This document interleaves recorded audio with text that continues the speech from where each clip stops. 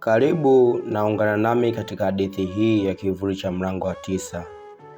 Kivuli cha Mlango wa Tisa ndio jina la hii simulizi iliyoandikwa na mtunzi Dafrazi Story na kusimuliwa kwako nami msimulizi Dafrazi Story.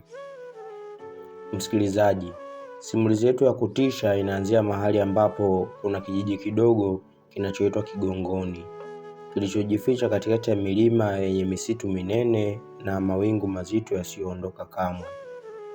Watu waliokuwa wakiishi pale walijulikana kwa unyamavu wao na hofu walioonyesha kila jua lilipoanza kutua.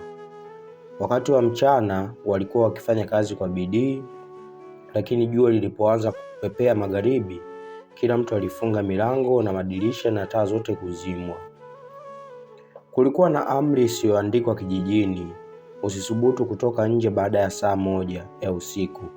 Sababu ya amri hiyo ilizungumzwa kwa minong'ono tu. Kuhusu mlango wa 9.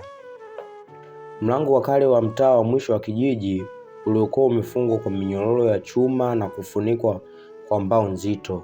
Wazee walisema mlango huo hufunguka peke yake kila baada ya miaka 7, usiku wa giza totoro, na mara hiyo huleta kitu kutoka ulimwengu wa giza. Lakini kama ilivyo kawaida, kijiji kilizaa vijana ambao walichoshwa na hofu zisizoeleweka. Mmoja wao aliitwa Sefu, kijana jasiri, mwenye bidii, lakini ambaye aliwahi kusema, kama tutaishi kwa hofu tu, basi hatuishi kamwe. Kauli hiyo ilimletea sifa kwa baadhi ya vijana, lakini walikuwa wachache waliothubutu kuungana naye. Ilipofika mwaka wa 7, wazee walihimiza kila mtu kufunga nyumba mapema. Usiku huo ulikuwa wa upepo mkali, anga lisilo na mwezi, na mbwa wote wa kijiji walikuwa wakibweka kwa huzuni. Sefu, akiwa na kiburi na tamaa ya kujua ukweli, aliwaambia wenzake wawili, Manka na Juma, waende naye kuangalia mlango wa 9. Walifika karibu na mlango huo saa 1:30 usiku. Kulikuwa kimya cha kutisha, kana kwamba hata usiku wenyewe ulikuwa unashika pumzi. Waliposogea, waliusikia mlango ukitoa milio kama ya minyororo inayojivuta taratibu. Hawakuwa wameugusa hata.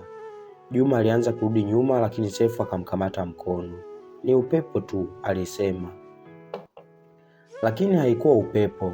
Mlango ulijifungua polepole kwa kishindo kizito, ukifungua njia kuelekea giza lisilo na mwisho. Toka gizani, upepo wenye harufu ya damu na udongo ulivuma. Waliposimama kuangalia kitu kilichoonekana kutoka ndani, kivuli kirefu chembamba kilichokuwa kikitembea kwa sauti ya kuchana ardhi. Turudi, Manka alipiga kelele, lakini Sefu hakuweza kuondoka. Macho yake yalikuwa yamekamatwa na kivuli kile na miguu yake kama iligandishwa ardhini. Kivuli kilifika karibu nao, kikatoa sauti ya mtafaruku, mchanganyiko wa kilio cha mtoto, sauti ya mtu mzee na mshindo wa radi. Kisha kilitoweka, lakini kabla hakijaondoka, mkono wake uliomwona kama wa mti ulimgusa Sefu kwenye paji la uso.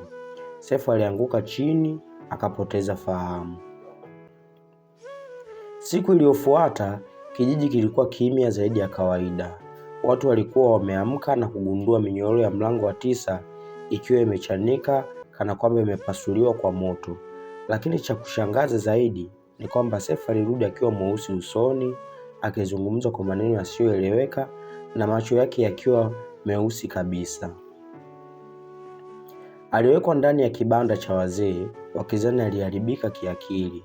Lakini usiku ulipofika, sauti za ajabu zilianza kusikika kutoka kwenye mlango wa 9, hata kama ulikuwa umefungwa tena.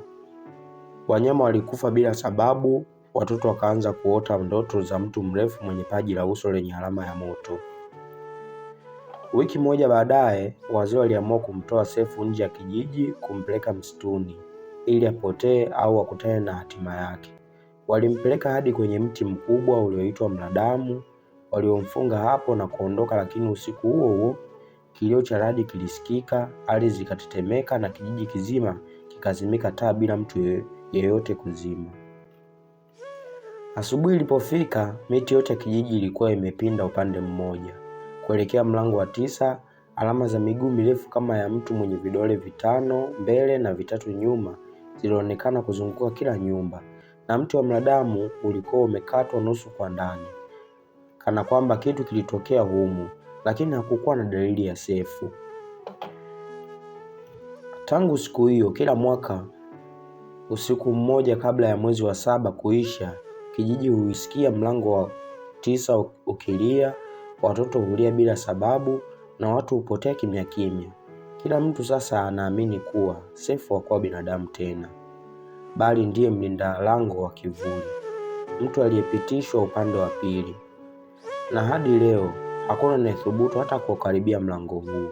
Wazee waliokuwepo wakati huo wote walishakufa, ama kwa kichaa au kwa kuteketea ghafla bila moto. Na msemo mpya sasa umeandikwa kwenye kila kuta wa Kigogoni: usiuguse mlango wa 9, Sefu bado yumo ndani. Msikilizaji, hapo ndio mwisho wa simulizi yetu nzuri ya kivuli cha mlango wa 9. Ukihitaji niendelee na sehemu ya pili ya hadithi hii, basi hakikisha una subscribe, kulike, comment na kushare katika chaneli hii ya Dafrazi Stories. Ungana nami katika simulizi ijayo hapa katika YouTube channel Dafrazi Stories. Asante.